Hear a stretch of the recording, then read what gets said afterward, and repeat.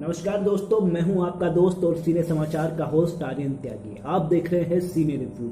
आज मैंने देखी है फिल्म बुद्ध। ये एक शॉर्ट फिल्म है जो कि रिलीज हुई है 7 जनवरी 2020 को। इस फिल्म का पूरा नाम है बुद्ध अवेकनिंग और इस फिल्म को डायरेक्ट किया है प्रशांत इंगोले ने। साथ ही इस फिल्म के अंदर अहम भूमिकाओं में है गीतांजलि मिश्रा, ऋचा मीना और सानिया संदीप जैन। इस फिल्म के बारे में बात करें तो ये फिल्म हमारे समाज के अंदर महिलाओं के ऊपर होने वाले अत्याचारों को ध्यान में रखते हुए बनाई गई है। इस फिल्म के अंदर 3 अलग अलग कहानियों को दिखाया गया है। इन तीनों कहानियों के माध्यम से हमें ये बतलाने की कोशिश की गई है कि महिलाओं पर होने वाले अत्याचारों की अगर बात करें तो ये सिर्फ सोसाइटी के माध्यम से नहीं जज किए जा सकते, बिकॉज ये सच नहीं है कि सिर्फ गांव की औरतों के साथ में अत्याचार होता है, उनका शोषण होता है। ये भी सच है कि शहर में रहने वाली औरतों के साथ में भी शोषण होता है और साथ ही साथ कॉलेज में पढ़ने वाली नवयुवतियों के साथ में भी शोषण होता है। उनका मानसिक शोषण किया जाता है और साथ ही उनके इमोशंस का ध्यान नहीं रखा जाता है।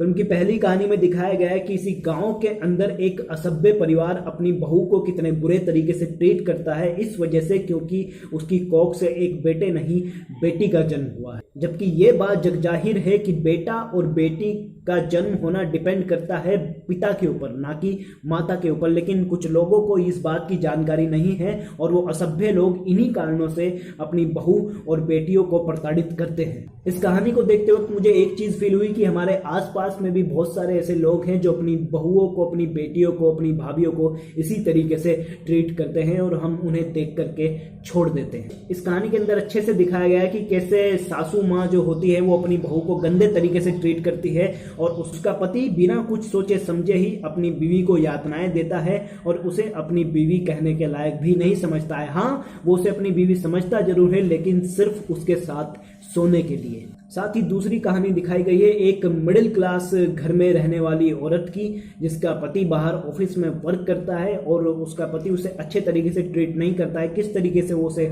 मानसिक यातनाएं देता है, उसे हर वक्त नीचा दिखाता है कि तुम कुछ काम नहीं करती हो, लेकिन जब वो बाद में काम करना शुरू कर देती है तो तब भी वो उसे आकर के टोकता है कि तुम्हारे काम की वजह से मुझे परेशानी हो रही है। फिल्म के अंदर तीसरी कहानी है एक नवयुवती की, जिसका बॉयफ्रेंड उसे डिच करता है, उसके साथ में चीट करता है और उसके इमोशंस के साथ में खेलता है। लेकिन जैसे तैसे करके वो इस सिचुएशन से बाहर आती है और अपनी जिंदगी को एक नई दिशा, एक नई शुरुआत देने की कोशिश करती है। लेकिन तब भी वो लड़का बाज नहीं आता है और उसकी नई जिंदगी को भी तबाह करने की कोशिश करता है। इस फिल्म के अंदर अच्छी बात मुझे ये लगी है कि इस फिल्म का सीधा सीधा मैसेज ये है कि जब तक आप सहोगे, लोग आपको डराएंगे, आपको धमकाएंगे, आपको दबा करके रखेंगे, लेकिन जिस दिन आप उठ करके बोलोगे अपने साथ होने वाले अत्याचार के खिलाफ, तो वो सही मायने में आपकी जिंदगी की एक नई शुरुआत होगी और वो जो नई जिंदगी आपकी शुरू होने वाली होगी वो वाकई में बहुत ही खूबसूरत होगी। प्रशांत इंगोले का डायरेक्शन और कहानी अच्छी है। उनकी कहानी के पात्र दर्शकों को अपने साथ में जोड़ने में सफल हुए हैं। साथ ही अगर कलाकारों की बात करें तो सभी कलाकारों ने